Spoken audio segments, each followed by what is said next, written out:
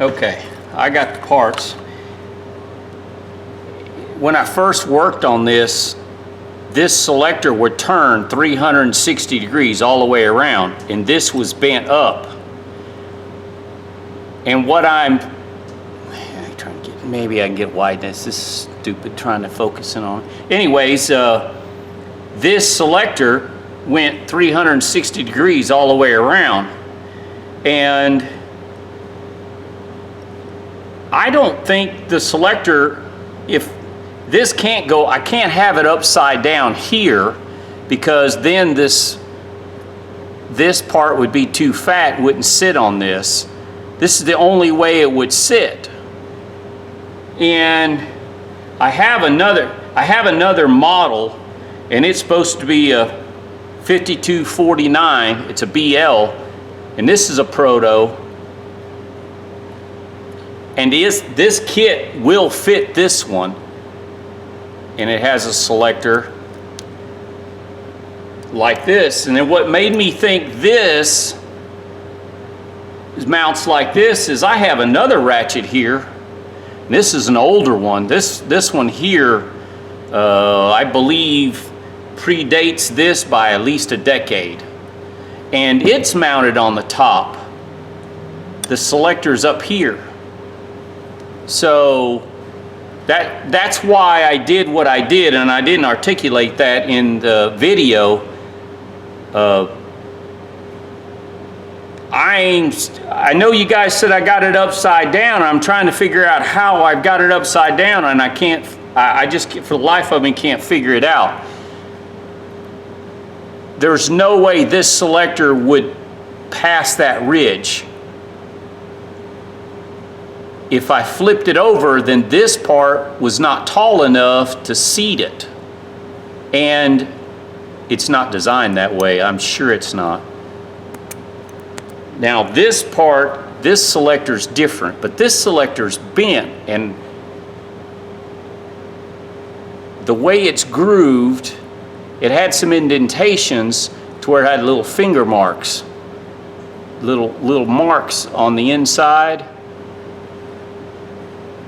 And they were wore off on the top, but it was mounted like this, and that's the way it was. It was just like that. I don't think this thing was designed to go like this. For one, it wouldn't be, you couldn't keep it in a toolbox or something. You stuck it in your pants and you'd pull that thing back out. I mean, you'd pull that right up at an angle. I think it was designed like this. I don't know, comment, let me know, because I look, my buddy's got a bunch of ratchets, and we went and looked through his, and he doesn't have one like this. He's thinking this thing is like between 1948 and 1955. So, or I think that's what he said, either that or 44 to 48, something like that. But this one is a little newer, and it's a Proto, and the kit that I bought fits this brand, this Proto 5249, and the selector's protected. If this selector here was on the outside, it wouldn't be protected. You could not slide this in your pocket and pull it out of your pocket without hanging that selector off the edge. I'm thinking this is the only way. I mean, if somebody out there knows, I'd be glad to listen to you, because I couldn't really articulate in a comment. I thought this would be easier to show you on video. I'm glad you guys comment, because you know I learned something. I went and double checked, and I'm trying to figure out how I put it on backwards or upside down. There's no way. Not this selector. There's no way. One, because of this ridge here, and two, this selector can't be upside down. It's not, it's not designed. That thing is not high enough. And even the old piece, or say the old piece, the new cam, even the top of it is not high enough to go over the back of this ridge. So it didn't work anyways, it didn't matter.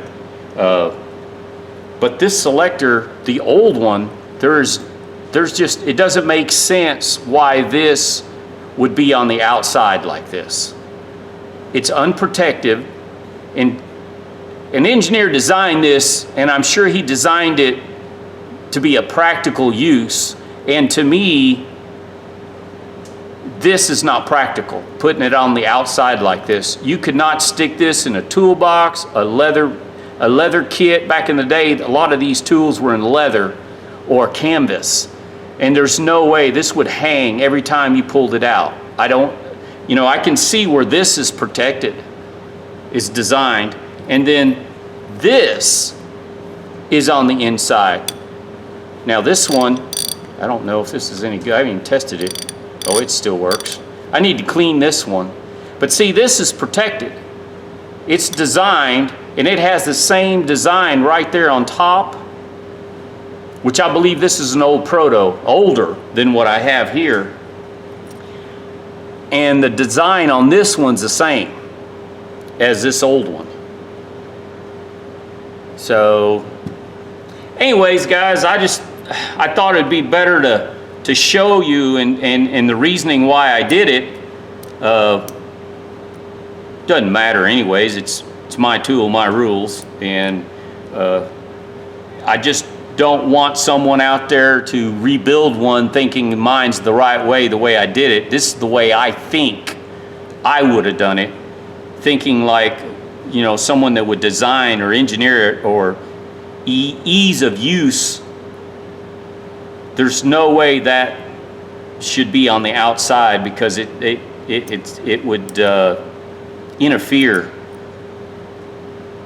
Anyways, I better shut up. Gilbert, Victor, thanks for commenting. I appreciate it. This would be easier for me to show you why I did it than to type it all out. Number one, I suck at typing, and I thought I would show you, the difference because this is a Proto, but this 1/2-inch drive, this is an older one, and I believe this is late 30s. It's a decade older than this one, and this one here is probably mid 70s that I rebuilt this one a while back.